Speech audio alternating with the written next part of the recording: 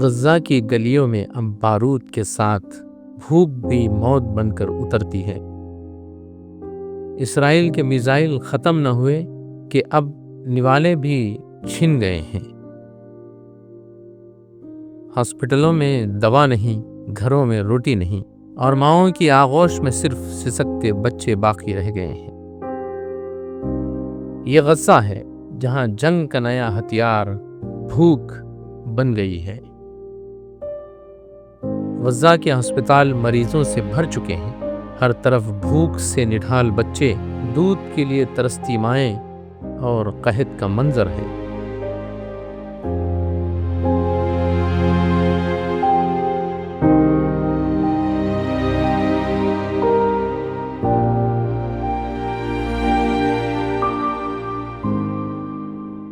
جنگ کے آغاز سے اب تک 111 بچے صرف بھوک سے جاں بحق ہو چکے ہیں۔ حال ہی میں غزہ سٹی کے ایک اسپتال میں 5 بچے بھوک سے تڑپ تڑپ کر دم توڑ چکے، مگر عالمی ضمیر خاموش ہے۔ ڈاکٹر ناک مینارڈ ایک برطانوی سرجن ہے۔ ناصر ہاسپٹل سے کہتے ہیں، میں نے دنیا میں کہیں اتنی شدید غذائی قلت نہیں دیکھی۔ بھوک کو جنگی ہتھیار کے طور پر استعمال کیا جا رہا ہے۔ یہ بچے اگر فوراً خوراک نہ پائیں تو ان کی موت یقینی ہے۔ ڈاکٹر ہانیہ الفلید جو کہ ایک پیڈیاٹریشین ہے، وہ کہتی ہیں کہ بچے غذائی قلت، انفیکشن اور پانی کی کمی کا شکار ہو رہے ہیں۔ کچھ کی موت تو ہسپتال پہنچنے سے پہلے ہی ہو جاتی ہے۔ اسرائیل نے خوراک کو غزہ میں داخل ہونے سے روک دیا ہے۔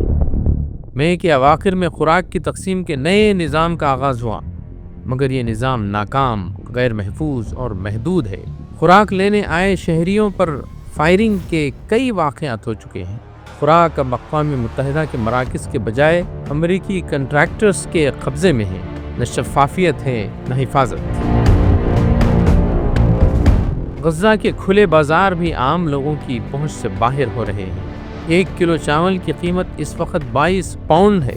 1 کلو ٹماٹر کی قیمت 500 پاؤنڈ تک جا پہنچی ہے۔ گوشت اور مچھلی تو نایاب ہو چکے ہیں۔ لوگ درختوں کے پتے، پلاسٹک کی بوتلیں تک جلا کر پکانے کی کوشش کر رہے ہیں۔ غذائی قلت نے صرف بچوں کو نہیں، ماؤں کو بھی نشانہ بنایا ہے۔ درجنوں حاملہ خواتین کو اسقاط حمل کا سامنا ہوا ہے۔ نوزائیدہ بچے کمزور، بیمار اور کم وزن پیدا ہو رہے ہیں۔ ان کے جسم میں وہ مدافعت ہی نہیں جو انہیں زندہ رکھ سکے، اور والدین صرف اپنی بے بسی پر آنسو بہا سکتے ہیں۔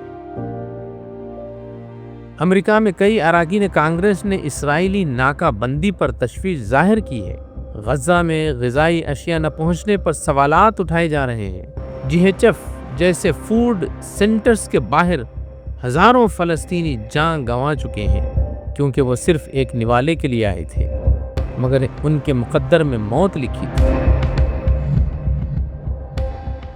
غزہ میں معصوم بچے بھوک سے مر رہے ہیں، لیکن مسلم دنیا کے تخت و تاج پر بیٹھے حکمران خواب غفلت میں مگن ہیں۔ وہ اپنی عیاشیوں میں مگن ہیں۔ سعودی عرب سے لے کر مصر، اردن، متحدہ عرب امارات، قطر، ترکی اور ایران تک سب نے بیانات دیے، مگر عمل میں صفر۔ کوئی سفارتی تعلقات منقطع نہیں کرتا، کوئی تیل کی سپلائی بند نہیں کرتا، کوئی فوجی یا طبی امداد نہیں بھیجتا۔ OIC یعنی اسلامی تعاون تنظیم ہر لمحے کے بعد ایک اجلاس بلاتی ہے، قرارداد منظور ہوتی ہے، تعزیت کی جاتی ہے، اور پھر سب اپنے اپنے محلات میں واپس لوٹ جاتے ہیں۔ غزہ جلتا رہتا ہے اور اسلامی دنیا صرف تماشائی بنی رہتی ہے۔ جنہوں نے غزہ کے لیے دعائیں مانگنے کا وعدہ کیا تھا، وہ اب دعوتوں میں مشغول ہیں۔ جن کے طیارے حج کے لیے اڑتے ہیں، وہ غزہ کے آسمانوں پر انسانیت کے جنازے دیکھ کر بھی خاموش ہیں۔ جن کے محلات میں سونے کے فرش ہیں، ان کے دلوں میں انسانیت مر چکی ہے۔ غزہ کے بچوں نے ہمیں جھنجھوڑا ہے، لیکن عرب دنیا کا ضمیر پھر بھی سوتا ہے۔ مسجد اقصیٰ کے سائے تلے خون بہہ رہا ہے، اور ہم صرف فیس بک پوسٹ اور دعاؤں پر اکتفا کر رہے ہیں۔ اگر آج ہم خاموش رہے تو کل تاریخ ہم سب کو مجرم ٹھہرائے گی۔ حکمران خاموش ہیں، لیکن عوام نہیں۔ اردن سے مراکش، لبنان سے انڈونیشیا تک نوجوان سڑکوں پر نکل آئے ہیں۔ سوشل میڈیا پر فری غزہ، بائیکاٹ اسرائیل جیسے ہیش ٹیگ دنیا بھر میں گونج رہے ہیں۔ یہ نوجوان پوچھتے ہیں، کیا ہمارا دین ہمیں صرف حج اور عمرہ سکھاتا ہے، یا مظلوم کے لیے آواز بلند کرنا بھی ایمان کا تقاضا ہے؟ یہ بچہ کہتا ہے، ہمیں جنگ نہیں چاہیے، ہمیں روٹی چاہیے، ہمیں سیاست نہیں، ہمیں انسانیت چاہیے۔ مگر کیا عرب دنیا کے محلوں میں بیٹھے حکمرانوں تک اس بچے کی آواز پہنچتی ہے؟ غزہ میں موت صرف بم سے نہیں آتی، وہ اب بھوک سے بھی آ رہی ہے۔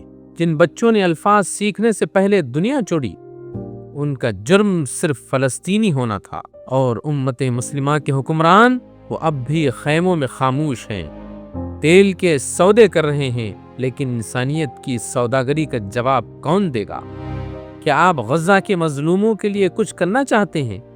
سوشل میڈیا پر سچ پھیلائیں، غذائی امداد میں تعاون کریں، ظالم کی حمایت کرنے والوں کا بائیکاٹ کریں، اور سب سے بڑھ کر ضمیر کو جگائیں، کیونکہ خاموشی بھی جرم ہے۔ اے مسلمانوں، اے حکمرانوں، اگر تم مسجد اقصیٰ کو اپنا مانتے ہو تو اس کے بچوں کی فریاد سنو۔ اگر تم قرآن کو مانتے ہو تو مظلوم کا ساتھ دو، ورنہ تمہاری یہ خاموشی کل تمہارے خلاف گواہی دے گی۔ اب وقت ہے کہ ہم صرف رونے یا دعائیں کرنے کے بجائے کچھ کر گزریں۔ عرب اور مسلم حکمرانوں پر دباؤ ڈالیں۔ جو لوگ خلیجی ممالک میں کام کر رہے ہیں، ان کے ضمیر کو میں جھنجھوڑنا چاہتا ہوں۔ وہ آگے آئیں اور احتجاج کریں، غزہ کے لیے آواز اٹھائیں، اسرائیل کا سفارتی و تجارتی بائیکاٹ بھی کریں۔ وہ دباؤ ڈالیں کہ عرب ممالک اپنے سفارتی و تجارتی تعلقات اسرائیل سے توڑیں، انسانی امداد کا حصہ بنیں، اور سچ کو ہر پلیٹ فارم پر پھیلائیں، کیونکہ خاموش رہنا ظالم کے ساتھ کھڑا ہونا ہے۔